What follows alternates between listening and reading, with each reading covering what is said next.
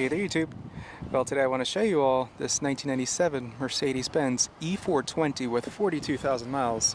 This generation is known as the W210, which ran from 96 to 03. It literally does have a V8 under the hood.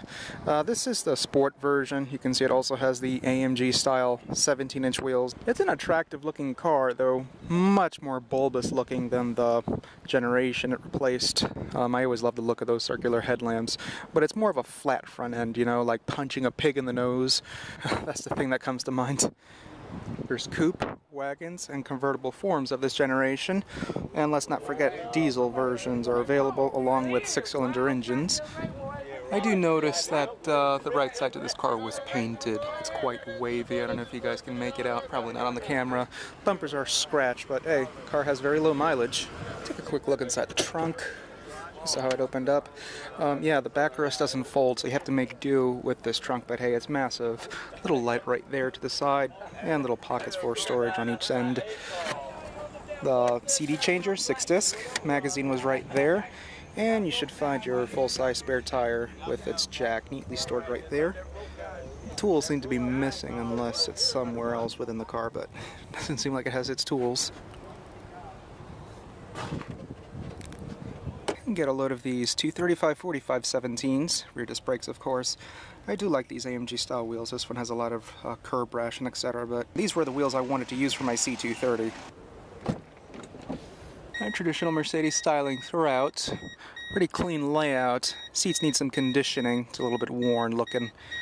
The door panel materials are excellent, very cushiony to the side, armrest as well.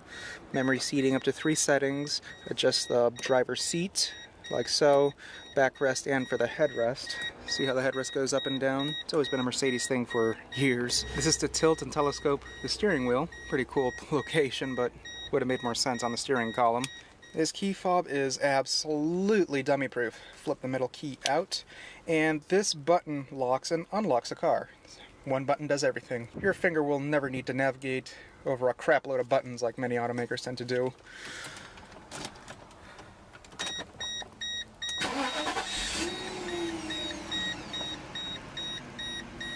Alrighty, let me show you throughout this car. Everything is so straightforward, very familiar to my C-Class. Of course, the interior design is somewhat different. Materials throughout this interior are excellent, and comfort also spot on. I mean, I feel right at home right here. Yeah, lots of legroom. Additionally, with the fact that my legs are nicely supported here.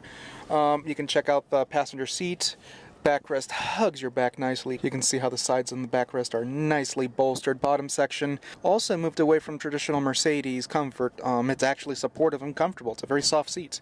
Mercedes had a tradition of making hard, flat, and uncomfortable seats. I have no idea why, but they began moving away from that in this generation E-Class. And let me repeat again, the interior quality was pretty good. Dashboard is soft to the touch. This generation E-Class had an issue with its dashboard cracking, especially up here towards the airbag area. This one may be on its early stages. You can make out a small little crack right there as well. So yeah, this one is not going to last too long. Anyways, check out the glove box over here.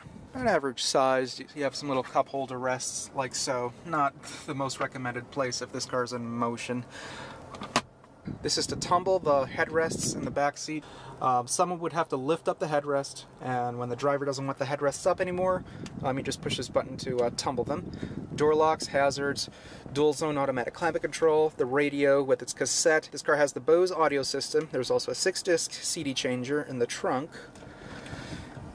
And what is this over here? I think this is to work the CD changer. A little tiny cubby right there. Ashtray. Yeah, this car was a non-smoker, bravo, previous owner. To pop out this ashtray, just push this button over here, and you saw how the thing just pops right out, so it'll make it a lot more easier for you to clean. This car utilizes a 5-speed automatic. There's no manual shift mode. That wasn't available then. I think this was the first year for the 5-speed automatic in this car. You can see how it has the winter mode. Somebody left it on winter mode right now. It's supposed to make the car take off in 2nd gear, help prevent wheel slippage in snowy conditions. This is how you'd want to use it. It'll take off normally.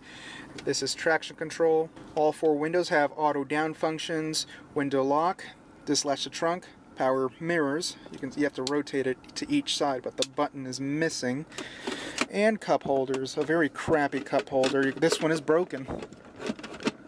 You can see right there the entire assembly is a disaster area. It's supposed to pop out and flip like so. That's how it's supposed to work. Piece of crap nonetheless. Even the lid doesn't want to close now. The center console seems to be chilled. There's some vents in there. And you have another upper little console right there for your car phone, which doesn't work anymore. It's an analog setup. You may be able to dial 911, I'm not sure. Those of you who have one of these cars can dial 911 to find out. The steering wheel's nicely thick. It's leather wrapped. The wipers, this car has the monoblade wiper. It's so awesome. Mercedes did that for many years. The cruise control lever. And what the hell happened here? Ooh, the clips are broken to this cover. Yeah. Anyways, to tilt and telescope the steering wheel, there's no latch on the side. As I mentioned earlier, it's this switch over here. Very odd location. You move the switch up and down for it to tilt, and back and forth for it to telescope. Clock adjustments over here, trip computer on this other side. Panel dim function are these two little tiny buttons right there.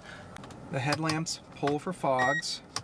Dislodge the e-brake, just push it like so, and voila, comes out. You can see the sides, black finish, and most of these cars tend to have a sagging headliner with age. Stationary oh shit handles. Check out the massive sunroof, which works. I'm not going to wait for that thing to open. It tilts like so. And of course the reading lights, dome light, and for the rear dome light. Sun visor is nicely thick, very sturdy. Mirror and vanity light. Rear view mirror dims. You can check out the little sensor right there. And of course on the driver's side, mirror and vanity light, but it seems like the vanity light isn't working. The HomeLink garage door opener. Back seat, not too bad of a place to be. Yeah, check out the armrest over here. Pops out. And you should have a cup holder. This is actually one of the best cup holders that they could ever come up with. Has to be in the back seat. Unfortunately, the front passengers can never have that luxury. Notice what it indicates. There's actually a first aid kit hidden inside the armrest. So just pull it out a little bit more. You have to add some more effort, and voila. Very nifty. I think that was a very clever design. And as opposed to having it up here on the rear deck where a lot of heat will get to the materials inside the first aid kit and petrify everything. Swinging around the front seat again, very attractive design. You have the rear AC coming out over here. One of the vents are broken, unfortunately. Legroom is adequate, as you can make out, and thigh support isn't too bad either. All passengers can be 6 feet tall and be seated comfortably within this car. The 4.2 liter dual overhead cam V8. It's known as the M119 V8 engine. Amongst Mercedes-Benz enthusiasts, this is one of their favorite V8 engines. There seems to be like a pulley or something around here that's a little bit sloppy. I can hear it in the front in the belt drive.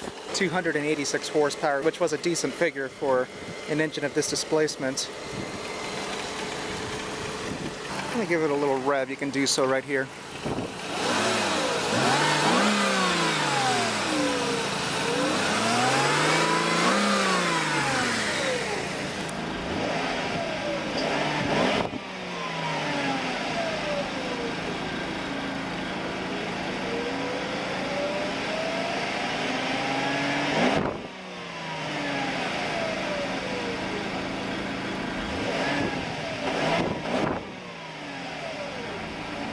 Such a rev-happy engine.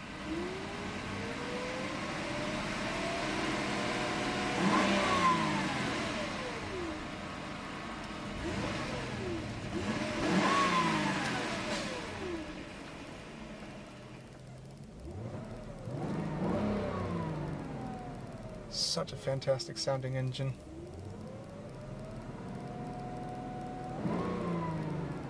I love it.